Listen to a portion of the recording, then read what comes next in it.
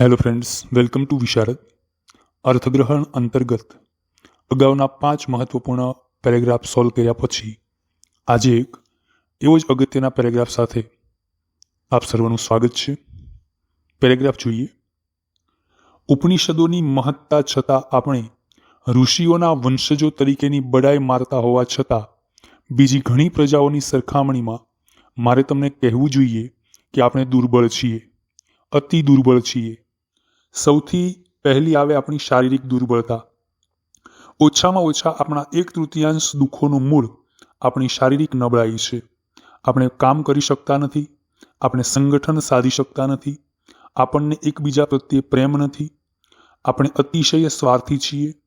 આપણામાં 3 જણ પણ એકબીજાનો દ્વેષ વિના કે એકબીજાને ધિક્કાર્યા વિના ભેગા થઈ શકતા નથી. આવી આપણી દશા છે. એક અવ્યવસ્થિત ટોળા જેવા અત્યંત સ્વાર્થી, કપાળ પર અમુક તિલક આવી રીતે તાણવું કે તેવી રીતે તાણવું, એના માટે સદીઓ સુધી એકબીજાની સાથે ઝઘડનારા અને મનુષ્યની દ્રષ્ટિ પડવાથી આહાર દૂષિત થાય કે નહીં એના જેવા અતિ મહત્વના પ્રશ્નો પર ગ્રંથો લખનારા આપણે છીએ. છેલ્લા કેટલાક સૈકાઓથી આપણે આમ જ કરતા આવ્યા છીએ. જે પ્રજાની તમામ બુદ્ધિ શક્તિ આવા અદ્ભુત સુંદર પ્રશ્નો અને શોધખોળોમાં રોકાઈ રહી હોય એની પાસેથી કોઈ મહત્વની વસ્તુની શી રીતે આપણે અપેક્ષા રાખી શકીએ? શું આપણને શરમ નથી આવતી? હા, ક્યારેક આવે છે ખરી, પરંતુ ભલે આપણે આ બાબતોને ક્ષુલ્લક ગણતા હોઈએ તો પણ આપણે તેમને છોડી શકતા નથી. પોપટની પેઠે આપણે ઘણી બાબતો વિશે મોંએ બોલી જઈએ છીએ પણ કરતા કંઈ નથી. બોલ કરવું પણ કામ ન કરવું એ જાણે કે આપણો સ્વભાવ બની ગયો છે. એનું કારણ શું? શારીરિક નબળાઈ. આ જાતનું નબળું મગજ કાંઈ પણ કરવાને શક્તિમાન હોતું નથી. આપણે તેને મજબૂત બનાવવું જોઈએ. સૌ પહેલાં આપણા નવયુવકો તાકાતવાળા બનવા જોઈએ. ધર્મ પાછળથી આવશે.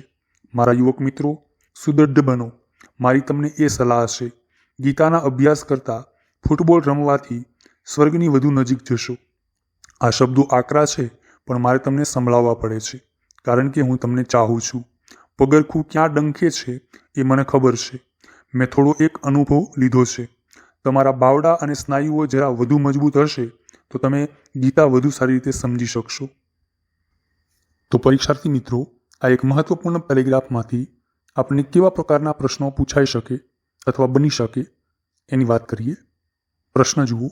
નીચેના વિધાન તપાસો અને તેમાંથી કયું વિધાન સાચું નથી તે દર્શાવો. વિકલ્પ એ, આપણે બિનઉપયોગી અને ક્ષુલ્લક મુદ્દાઓ પર ચર્ચા કરી આપણો સમય બગાડીએ છીએ. નંબર બી, બીજી પ્રજાની સરખામણીમાં આપણે ખૂબ નબળા છીએ. વિકલ્પ સી, આપણે વાતો કરીએ છીએ પણ કામ કરતા નથી. અને વિકલ્પ ડી, આપણે સંગઠિત છીએ અને એક ટીમ તરીકે કામ કરીએ છીએ. તો મિત્રો, અહીં આપણને કયું વિધાન સાચું નથી એવું દર્શાવ્યું છે અને જો આપણે પેરેગ્રાફને વ્યવસ્થિત રીતે સમજ્યા હોઈએ તો આનો સાચો જવાબ આવે છે વિકલ્પ ડી, આપણે સંગઠિત છીએ અને એક ટીમ તરીકે કામ કરીએ છીએ. કારણ કે આગળ આપણે એક શબ્દ જોયો કે આપણે એક અવ્યવસ્થિત ટોળા જેવા અત્યંત સ્વાર્થી છીએ. આગળ વધીએ. આગળનો પ્રશ્ન. નીચેના વિધાનો તપાસો અને તેમાંથી કયું વિધાન સાચું છે તે દર્શાવો. આ પ્રકારના પ્રશ્નોમાં મિત્રો સાચું છે કે સાચું નથી એના ઉપર ખાસ ધ્યાન રાખવું જોઈએ. તો આવો વિકલ્પ જોઈએ. વિકલ્પ એ, આપણા યુવાનો માટે ગીતા વાંચવા કરતાં ફૂટબોલ રમવું એ વધારે લાભદાયી છે. વિકલ્પ બી, આપણે ખૂબ સમર્પિત અને મહેનતુ લોકો છીએ. વિકલ્પ સી, આપણે બીજી પ્રજા કરતાં મહાન છીએ. અને વિકલ્પ ડી, આપણે ધાર્મિક થઈશું તો શક્તિશાળી થઈશું. તો અહીં કયું વિધાન સાચું છે?